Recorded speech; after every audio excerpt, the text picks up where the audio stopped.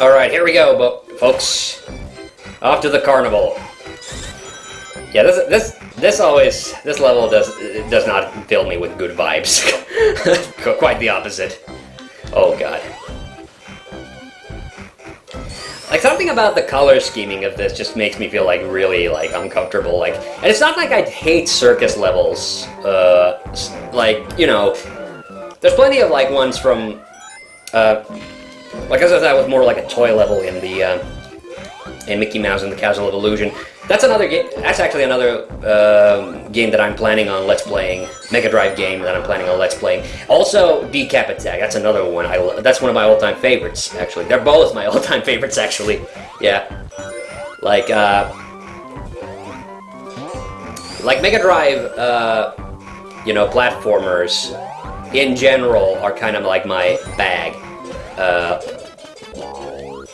Because, you know, I've said this before, that even though I'm a Nintendo kid, and even though both Mega Man X and Donkey Kong Country are like my all-time favorite franchises, you know, the thing about the Mega Drive is that there were just a lot of like really weird games on them, like, you know, Decap Attack and Jock Croc, and you know, so it was this kind of weird.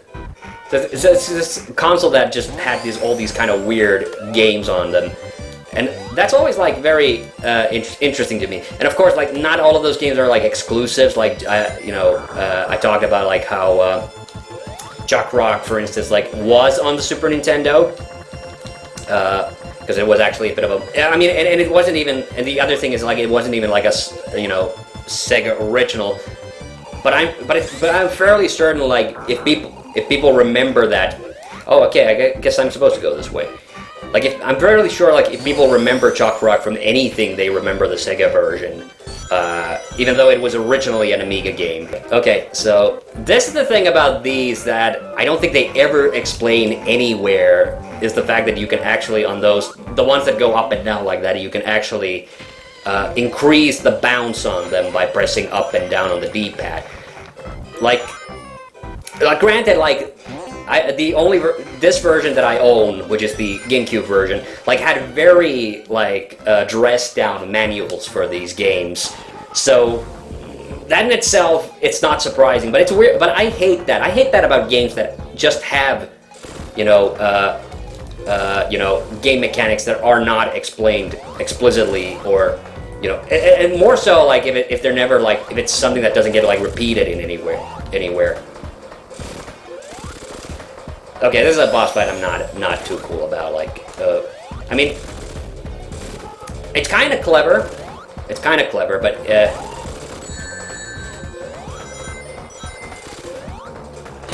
oh, come on, get over here.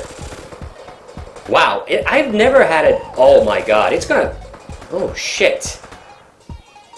It's gonna blow up all of those platforms before I have time to even take out this guy. Are you shitting me? Oh my god. Oh my god, is that really happening? No, don't do that. Stop getting rid of my platforms. Get over here. Oh my god. This fucking top thing is gonna... Oh god. Thank god it was only one more hit. Holy shit, that was scary. I have never had that happen before. I usually, like, finish that off way before, you know, it becomes an issue. Holy hell. Holy hell and a half. God damn it. Oh, Jesus. Oh, I'm sweating in my pants, and it actually has started to get really warm in Finland as well. I gotta be honest, I'm not a fan of the summer months. I much prefer it when it's cold. Because, you know, you can always put more clothes on. But when you're, like, literally wearing one layer of clothes and it's still too hot, you know, you have to think, like, what do I do now? Go naked? I guess you gotta if it gets really bad, but, yeah, you know, I don't like having my sweaty body, like, touching stuff around the house. Even if it's my stuff, like, you know, you gotta have some common decency. Jesus Christ. Okay, how do I do this? It's kind of weird because some of these levels are really like much easier to play as with Tails, but then some things are just harder to do with Tails than they are as Sonic because the levels are clearly like designed for Sonic. But I don't think this game has any like really tricky parts.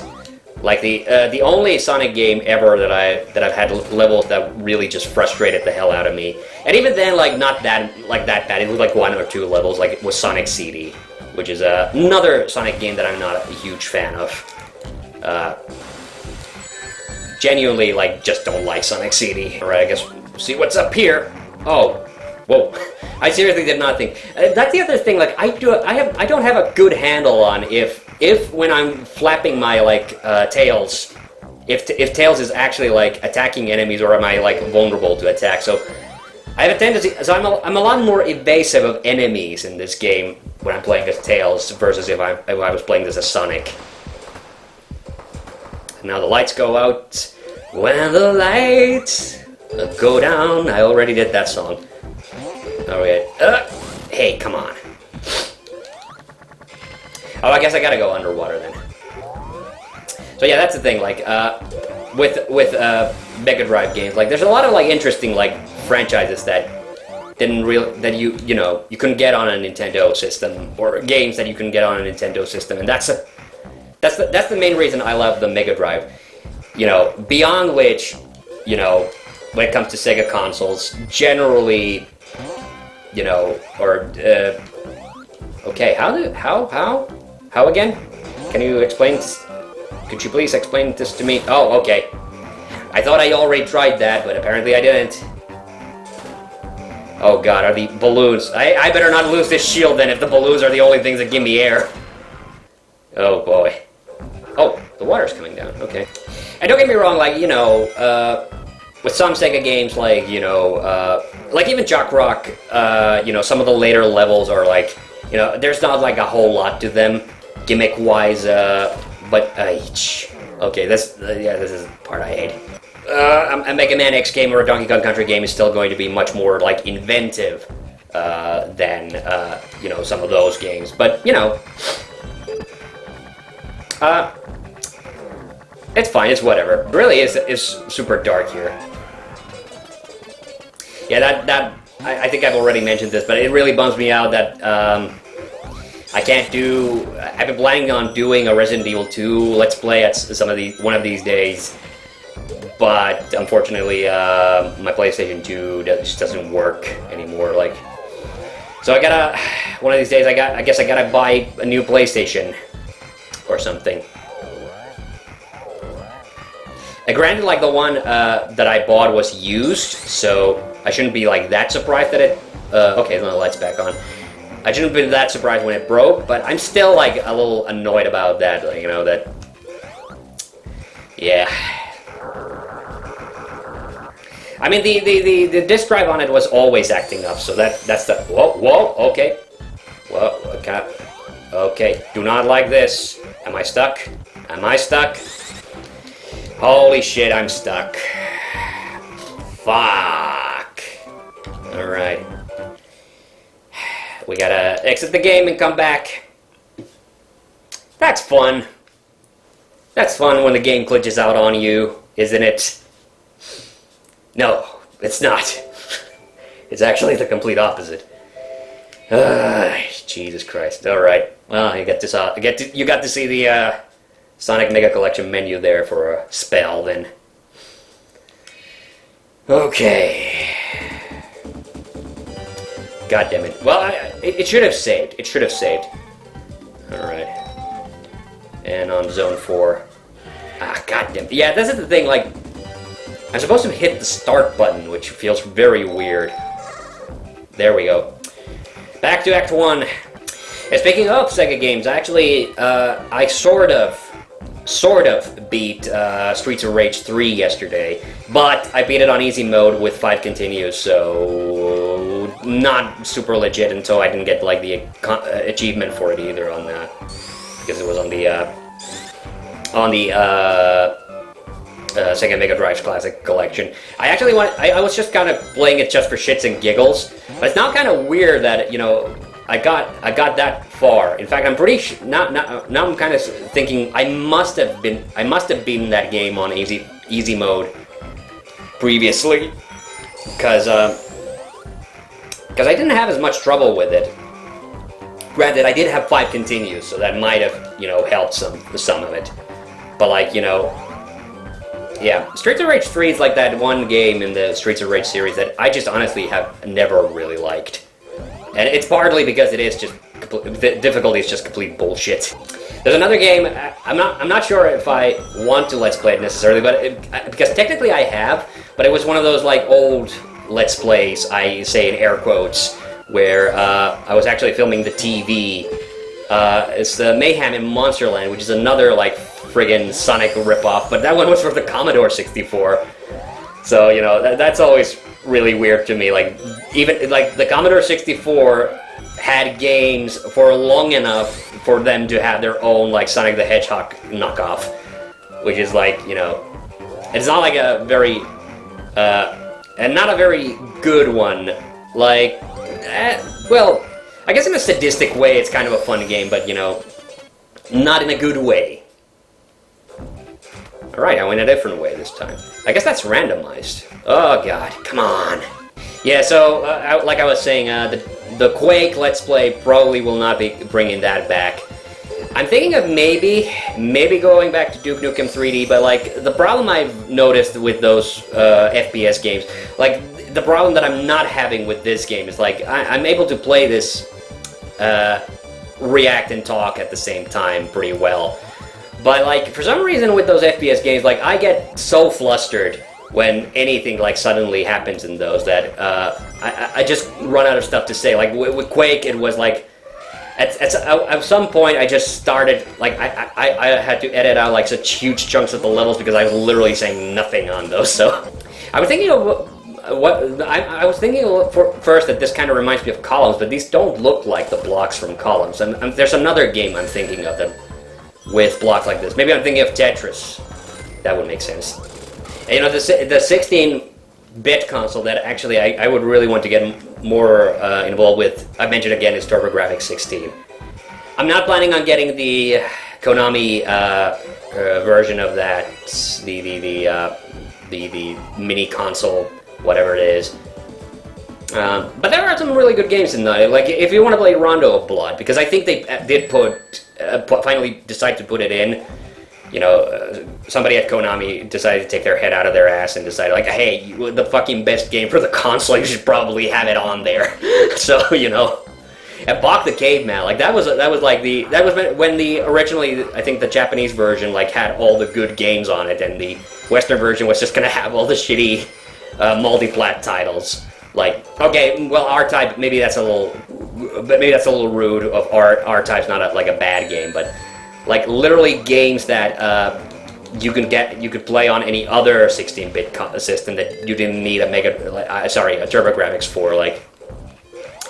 But yeah, like Bonk, the fucking mascot of the fucking console, like, you're not gonna have him. Now that the coronavirus thing is like easing up, I should probably, like, you know, I'm actually like thinking of, this is something that's been on my mind for a while, is that I should probably get like more CDI games, and actually, yeah, that's the thing, like I should get like an unbroken copy of Burn Cycle, because I actually do want to like finish off the Let's Play that me and Minna did of it. Obviously, we can't continue it exactly where we started it, or maybe I'll just finish the rest of the game by myself. But like, yeah, because I legit thought Burn Cycle was a really good game, and you know, it annoys me that literally I can't enjoy the finale of it because the game disc is broken. Yeah. That's always that just is so frustrating about like Optic Media game systems. Like sure, ROM cartridges, like they can suffer from like oxidization and, you know, little things, but they're so easy to do maintenance on and, you know, get to work.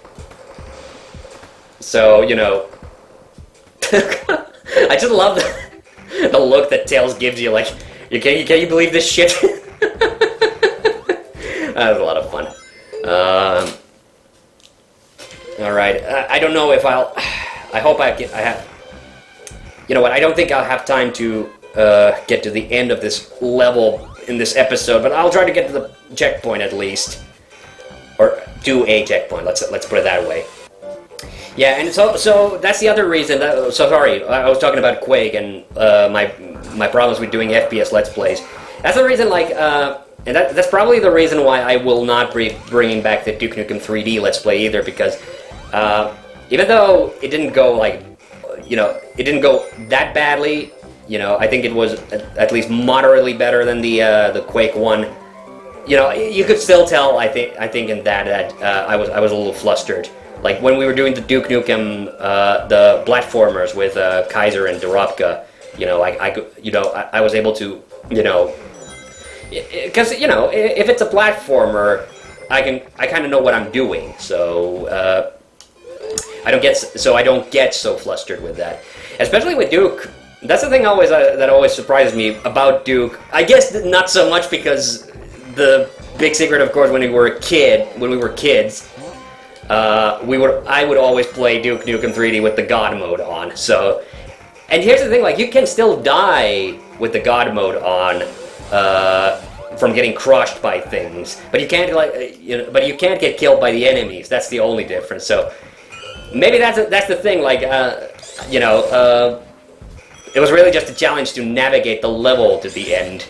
And to answer the question, so how young was I when I was playing Duke Nukem 3D? A little too young, I'm not gonna lie. Those were the days. Those were the days when you had friends who had games that they clearly weren't old enough to play. Actually, I think we have to end it here, and we'll continue it in the next part. Bye!